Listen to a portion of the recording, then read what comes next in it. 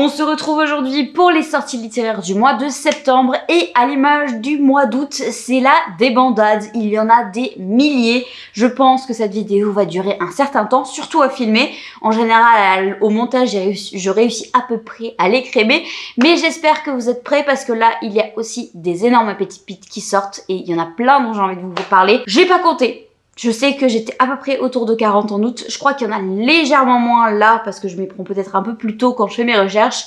Mais en tout cas, c'est parti tout de suite. Le premier sort le 2 et c'est de Margot Dessen. C'est Nous deviendrons l'ouragan qui va être publié donc chez Big Bang. Il me semble que c'est un one-shot dans lequel nous allons suivre une ville qui s'apprête à passer au siècle prochain.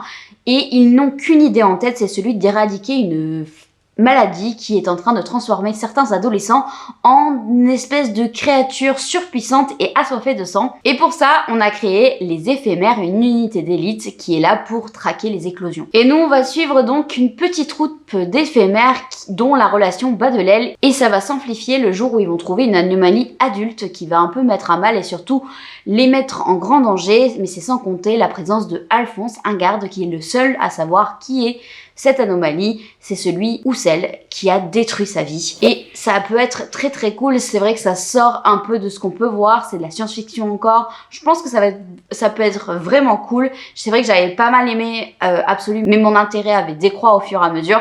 Donc là, on en a one shot, pas possibilité d'avoir ça. À titre d'information, le nouveau livre de Robert Jackson Bennett va sortir le 2 chez Albin Michel Imaginaire et ça s'appellera Une larme de poison. Et enfin, toujours le 2 va sortir un cozy murder, cozy romance, cozy en tout cas, qui s'appelle Mystère au Festival de l'Automne, qui a été écrit par R.L. Kilmore et qui va être publié chez Hauteville. Et donc dans cette histoire, nous allons suivre Nia qui après une rupture amoureuse va se rendre dans la nouvelle ville avec son festival de l'automne. Mais c'est sans compter un cadavre qui va être retrouvé avec le message « À qui le tour ?» En voyant la police ne pas faire son boulot correctement, elle va décider de prendre les devants et de mener sa propre enquête, mais c'est sans compter la présence de son crush du lycée qui pourrait rendre les choses un peu plus attrayantes. Bref, ça peut être très cool, cosy mystery, cosy romance, un peu dans le même ton, ça peut être vraiment cool, surtout que la couverture vraiment crie le cosy. Le 3 va sortir chez Gulfstream, Le Lotus de l'oubli de Marine Orenga. Et dans cette histoire, on va suivre des humains qui sont assoiffés de liberté et donc qui ont tué absolument tous les dieux de la mythologie grecque, sauf 3, le mensonge, la discorde et la vengeance. Et nous, on va suivre plus particulièrement Nixant qui va être chargé d'une mission par un certain jeune homme qui va lui demander d'aller enquêter dans l'ancienne cour des Amazones pour trouver des informations, sauf qu'une fois là-bas, elle va déstabiliser l'équilibre qu'il pouvait y avoir avant dans cette cour. Il espère ainsi éviter l'effondrement de l'Alliance qui a été prédit par une prophétie. Et donc en essayant de l'éviter, est-ce que ce serait pas lui qui serait à l'origine du coup de cette prophétie? Ça peut être très très cool, mythologie, young adulte, tout ça, ça peut être très très chouette. À voir ce que ça donne. Le 9 va sortir chez Calix, Uncharmed de Lucy Jane Wood, donc l'autrice de Rewitched que j'avais adoré l'année dernière, donc celui-ci je l'attends avec beaucoup d'impatience et c'est de nouveau une cozy fantasy. Nous allons suivre Annie Ewillwood qui est une sorcière quasi parfaite, mais sa vie va être bouleversée le jour où elle va devoir s'occuper d'une adolescente, un brin rebelle, et devoir s'installer dans le manoir d'un certain sorcier un peu commode. Est-ce que ceci va pas être trop pour la très perfectionniste Annie? C'est la question que nous pose le résumé et je pense que ça peut être très cool. De toute façon, je l'attends avec beaucoup d'impatience. J'avais tellement aimé le premier que celui-ci, je vais vraiment le savourer et l'apprécier. Le 9 ce jour va sortir le nouveau Silvia Moreno Garcia qui s'appelle The Bewitched qui va sortir donc chez Brajlon. On va donc suivre dans ce livre 3 femmes à 3 époques différentes qui vont découvrir la sorcellerie. Rien que ce petit pan-là du résumé me fait très envie. J'adore les récits qui mêlent multiples époques, qui mêlent sorcellerie et tout ça, ça peut être tellement cool. Donc je vais pas lire plus loin le résumé, mais n'hésitez pas à aller voir dans la barre d'infos, je vous le mettrai si jamais vous voulez le lire en entier. Parce que moi, j'ai franchement rien que ça me hype. Je vous mentionne très rapidement 2 sorties qui devaient avoir lieu chez De Saxus, mais avec toute l'histoire de redressement judiciaire, etc. Je ne sais pas ce qu'il en est, je ne sais pas si ça va réellement sortir, donc je vous en parle. Je vous mettrai, si vous voulez, quand même les résumés dans la barre d'infos pour que vous puissiez aller voir, mais je vais pas m'étendre dessus parce qu'on est vraiment pas sûr que ça sorte. Le premier, c'est Cléopâtre de Sarah El Harifi qui devait sortir donc chez De Chaxus le 10, et le même jour, on devait avoir la bibliothèque d'Oliboré de Cassandra Coe. Je ne sais pas du tout si ça verra le jour, donc je pose ça là, mais je suis pas certaine. Le 10 toujours va sortir la bibliothèque des possibles de Cathy Quinn et qui va sortir donc chez Hauteville. Dans cette histoire, on va suivre une jeune femme qui préfère la compagnie des livres à celui des humains car les livres ne trahiraient jamais et donc même avec ses 3 petits boulots, elle trouve toujours le moyen d'aller à la bibliothèque de Boston jusqu'au jour où elle va prendre une porte dérobée et tomber sur la bibliothécaire, une espèce de prêtresse qui protège les livres et dans lequel certaines personnes peuvent se réincarner dans les livres directement, et alors qu'elle faisait juste sa découverte, ça va être menacé par quelqu'un qui veut détruire cette bibliothèque magique. Elle va être aidée par un séduisant styliste et ils vont divaguer d'un livre à l'autre à travers des univers très connus pour essayer de protéger cette bibliothèque. Et ça peut être trop bien, j'adore les livres dans les livres et tout, avec les univers et tout, c'est vraiment du fun girl du livre, j'ai vraiment l'impression. Donc, vraiment cool, j'attends les premiers retours mais ça peut être vraiment bien sachant qu'il a gagné plusieurs prix il me semble. Toujours le 10, décidément cette journée est assez chargée, il va y avoir l'île aux oracles qui va sortir donc chez Brajlon de Anne Bishop. On va donc se trouver sur l'île aux oracles où règnent à l'intérieur les arcanes avec qui peuvent passer des marchés les humains, sauf qu'il y a des grosses frictions entre eux. Et nous, on va suivre plus particulièrement une inspectrice qui va devoir remonter la trace d'un pistolet fantôme. Sauf que une fois là-bas, c'est un petit peu compliqué, c'est dangereux, les arcanes essaient de l'attirer et elle va découvrir beaucoup de choses sur son passé. Qui est-ce qui va mourir? Qui est-ce qui va survivre? Et va-t-elle réussir à résoudre son enquête? Ça peut être vraiment très bien, ça me plaît pas mal. J'adore les enquêtes à l'intérieur des mondes fantastiques, de fantasy et tout ça. Je trouve que ça donne une nouvelle dimension à l'histoire, donc j'ai hâte. Je vais voir pareil les premiers retours, voir si je craque, mais quand même ça me titille. Toujours le 10, chez Olympe va sortir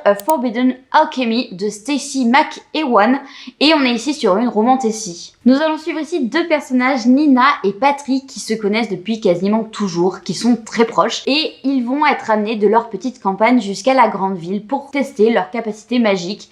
Nina, elle, rêve de devenir artisane, une puissante magicienne élémentaire, alors que Patrick ne rêve que de retourner avec ses ouvriers façonniers dans sa campagne. Ensemble, ils vont découvrir un secret dévastateur que Nina va mettre à profit pour prendre sa place dans les artisans. Et des années plus tard, Nina va être enlevée par le groupe rebelle de Patrick et celui-ci va lui demander de mener une mission bien particulière. Mais alors que Nina accepte à contre-cœur cette mission, elle va devoir décider où est-ce que va sa loyauté. Vraiment, ça peut être très sympa, j'aime bien le système de magie, il y a l'air d'avoir plein de magies différentes.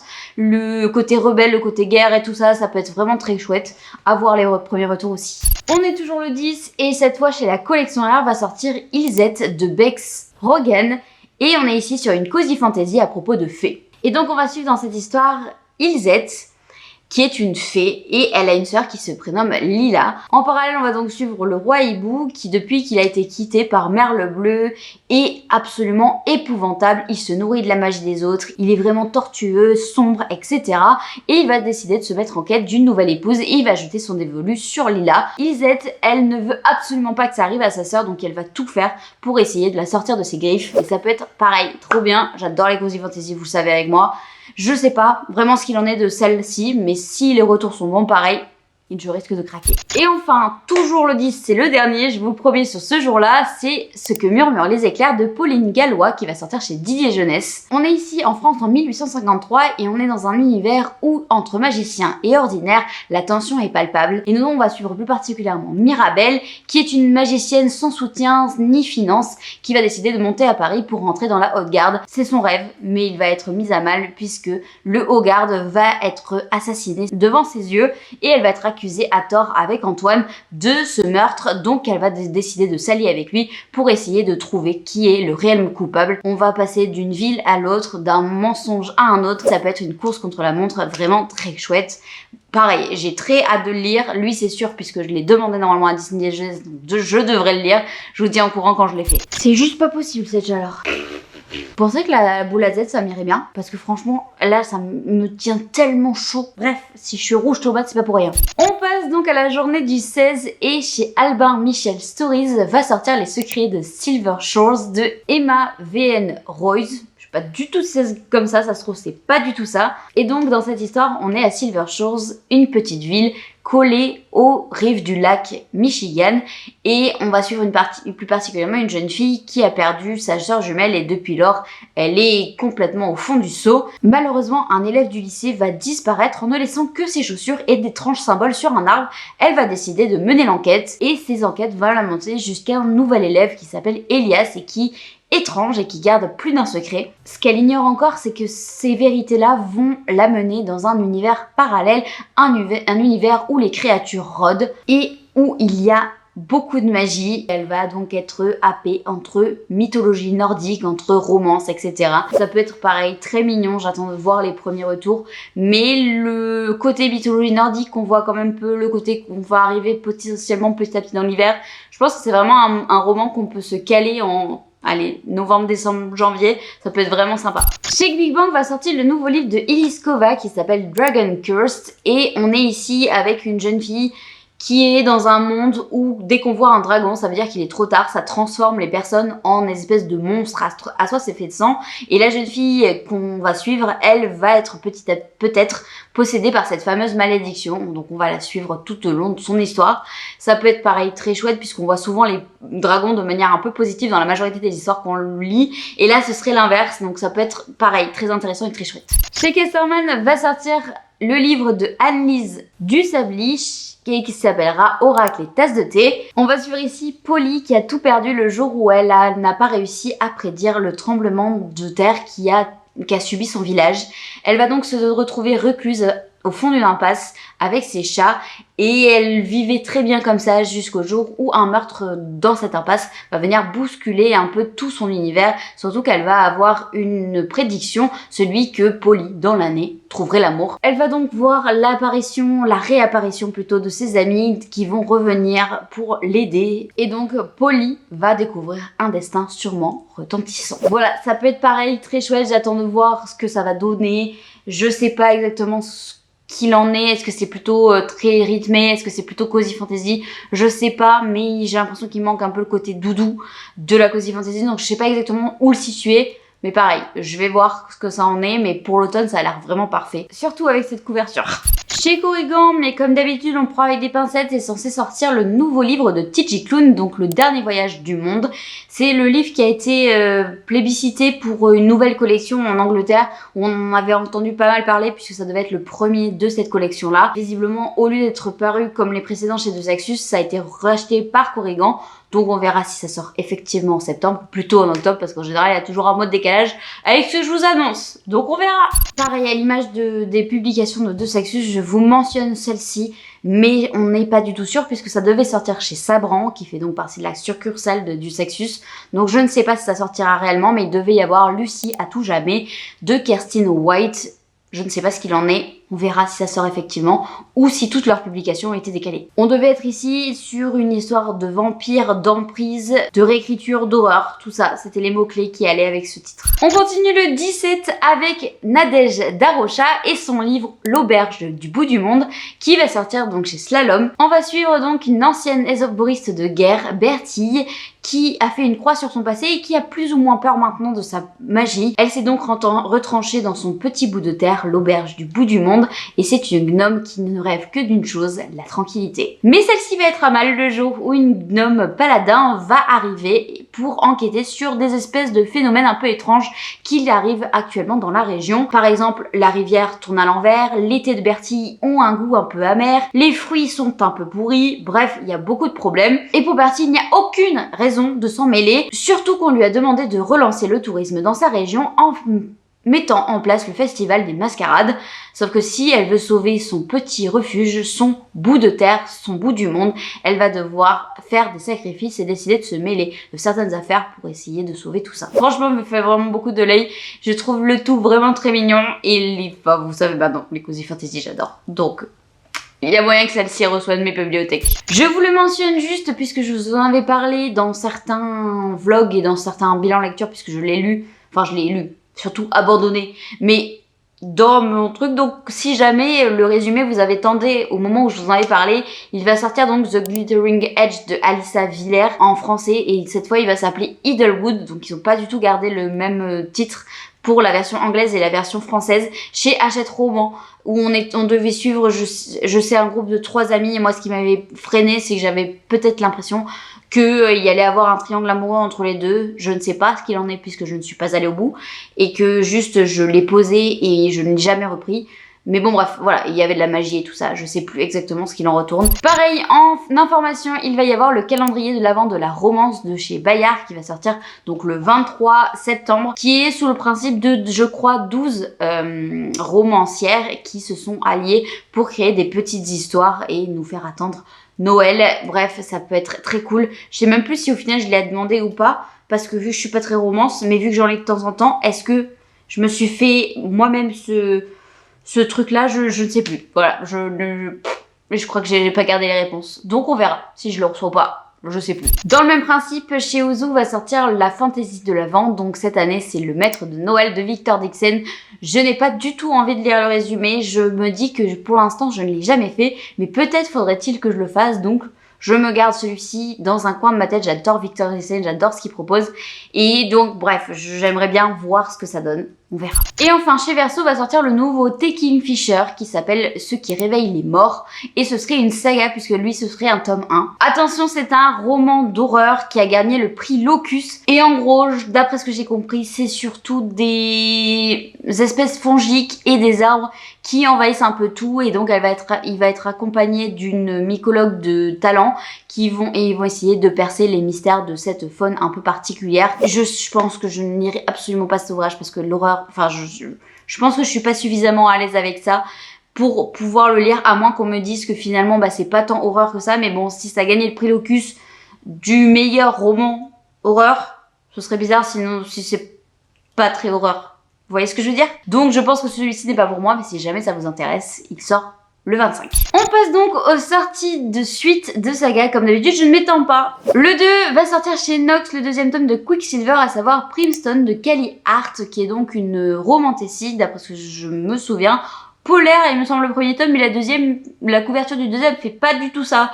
Donc je ne sais pas exactement si c'était le cas ou pas dans le premier. Je sais que ça a fait un tabac, ça a fait un bruit monstrueux. Je me suis dit pendant longtemps que j'allais le lire et essayer de le lire, et au final bah, j'ai jamais choisi pas parce que j'ai vu tout et son contraire. Il y en a qui adorent, il y en a qui détestent et je sais pas du tout où moi je vais me positionner, sachant que la romantécie c'est quand même pas mon genre de prédilection, donc je sais pas. Le 2 va sortir chez Hachette Heroes, Rings of Reverie de Anna Bright, qui serait une suite, un tome compagnon à la romantécie qui était sortie sur la reine Clarion et le roi Orion par rapport au livre de la fée Clochette.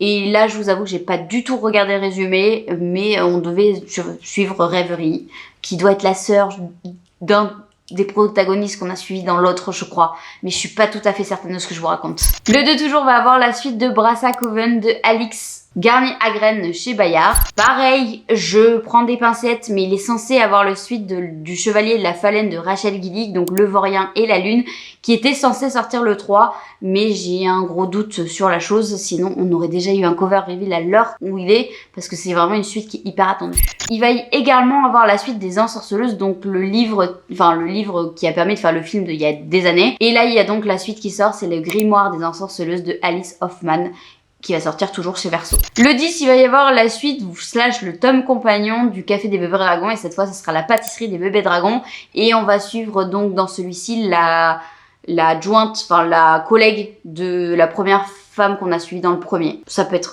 pareil, très mignon. Moi j'avais vraiment aimé le côté naïf, mignon, niais du premier, donc je pense que je lirai le second quand j'aurai besoin vraiment de cette ambiance hyper légère, hyper facile à lire. Le 23, il est censé avoir le dernier tome de la saga de romantécie d'Isabelle Lozac, et celui-ci s'appellera La Guerre des Ombres. J'avais adoré les deux premiers, c'est une romantécie vraiment qui a cassé les codes du genre et que j'ai vraiment adoré. J'ai vraiment hâte de lire ce dernier tome et de voir ce qu'il en retourne pour cette fin. J'ai hâte. Le 24 va sortir aussi le dernier tome de la trilogie de La Poussière de Philippe Pullman, qui s'appellera Le Chant des Roses, et ça sortira donc chez Gallimard. Et enfin le 30, une sortie que j'attends avec beaucoup d'impatience, c'est le deuxième tome de Dissident de Toscanori, qui dont le premier tome était vraiment trop bien. Si vous aimez les dystopies pour young adultes, celui-ci vous ne pouvez pas louper, surtout si vous avez aimé si vous voulez un mélange entre La Servante écarlate et The Last of Us. C'était trop bien. On passe donc aux poches et il y en a pas mal qui ont l'air hyper intéressants, enfin que moi j'ai déjà lu mais j'aimerais tellement qui soit plus lu, donc je suis contente de vous partager. Notamment le 3 avec la société très secrète des sorcières extraordinaires de Sangu Mandana qui va sortir en poche. Pareil le 3 et celui-là je suis sautée dessus parce que je l'ai jamais pris finalement en grand format, mais là je vais craquer en petit format, surtout que la couverture ils l'ont refaite, c'est trop cool. Ça sort c'est Solaire et c'est les filles de Witch Hazel House. Le grand format sortait de chez Naos, c'était de Cécile Guillot et de Nora Lake et c'est vraiment une cosy, un peu cosy horror, mais vraiment très mignon et avec des planches de Ouija et tout ça. Et je l'ai jamais lu. C'est l'un des rares titres de Naos que je n'ai pas lu. Faut que je répare ça. Je vais le lire. Le 10 va sortir Starling House de Alice E. Arrow et je ne sais absolument pas de quoi ça parle. Le 16, il va y avoir 2 livres de Cozy Fantasy qui sont à la base sortis chez Calix mais qui sortent du coup en petit format chez J'ai lu puisque Calix et J'ai lu ce sont la même maison mais 2 succursales différentes. Et ils se sont fait des poches absolument trop beaux, vraiment avec un jaspage et tout à offrir, c'est vraiment une petite pépite. Il va donc avoir Rewitched de Lucy Jane Wood dont je vous parlais plus tôt dans la vidéo et Welcome to Fae Café de Jennifer Croft dont le deuxième tome je crois sort en août là dans pas longtemps. Le 17 va sortir Nos Destins Infinis de Laura Steven qui est une histoire que j'avais lue mais qui avait vraiment fait un tabac monstrueux à un moment donné, qui est une histoire d'amour dans les siècles et dans le temps. Je vous invite vraiment à le découvrir mais il faut pas s'attendre à autant de hype que ce qu'il y a pu avoir à un moment donné. Je sais pas si je me fais comprendre. Il y en a un autre que je vous invite vraiment à découvrir par contre, c'est Nous de Christelle Dabos qui est une espèce de dystopie où tout le monde fait partie du nous mais il y a une anomalie, c'est la jeune fille qu'on suit et c'était vraiment hyper chouette, hyper intéressant et c'est super dur à résumer parce que c'est tellement en dehors de ce qu'on peut voir d'habitude, vous allez vraiment à le découvrir. Et enfin le dernier que j'ai oublié en fait, c'est Kata Charmique de Eva Delalande qui va sortir aussi chez J'ai lu sous ce format avec jaspage poche. J'ai vraiment envie de le découvrir celui-là parce que j'ai pas du tout entendu parler. Je sais même pas s'il est sorti précédemment en grand format parce que j'ai l'impression de ne l'avoir jamais vu passer. Il va falloir que je me renseigne peut-être après pour savoir de quoi il en retourne exactement. Bref, on a fait le tour de toutes les sorties de ce mois-ci. Vous avez vu, il y en a beaucoup. J'espère que vous aurez trouvé votre bonheur là-dedans. N'hésitez pas à me dire quels sont vous les titres que vous attendez avec beaucoup d'impatience. Moi, je vais vous faire un petit récap de ce que je compte recevoir et acheter. Et puis, je vais vous laisser quand même, parce qu'à un moment donné, ça fait beaucoup de temps à m'entendre parler quand même, peut-être un peu trop. Je compte pas recevoir beaucoup de services presse, donc normalement, ça va être assez léger. Normalement, je devrais recevoir Ce que murmurent les éclairs. Peut-être le calendrier de l'avant de la romance, si je l'ai demandé, mais je m'en souviens pas, donc j'en sais rien. Je vais forcément demander Wings of Reverie, mais je sais pas du tout si je vais l'avoir ou pas, donc en suspens. Et Dissident tome 2 de Toscanori, où là c'est sûr que je vais l'avoir. Après, franchement, dans le reste, tellement d'incertitudes avec tout ce qui est de Sexus, etc. Parce que Cléopâtre, moi, je voulais sauter dessus à sa sortie. Mais, on sait pas si ça va sortir. En fait, c'est vraiment un mois où je vais attendre de voir les premiers retours. Parce qu'en fait, il y a tellement de titres qui me font envie. Celui de Margot Dessen, celui de Silvia Moreno Garcia. Si, celui où je suis sûre d'acheter, c'est celui de Lucy Jane Wood. Ça, c'est obligé qu'à un moment donné, je craque. Peut-être pas en septembre, mais c'est sûr. Je vais l'acheter, c'est obligé. Et probablement les filles de Witch Hazel House en poche. Sinon, le reste, en fait, il y a tellement de titres qui me font envie que là, je sais pas trop qu'est-ce qui va avoir ma priorité. Et voilà. Donc, bon, bref. En septembre, ça devrait être plutôt calme niveau réception. Après, ça se trouve, je dis ça et à chaque fois, je me fais ensevelir par des choses que j'avais pas vu venir. Mais bon, bref. On verra ça en septembre. Je vous souhaite donc une excellente semaine et prenez soin de vous.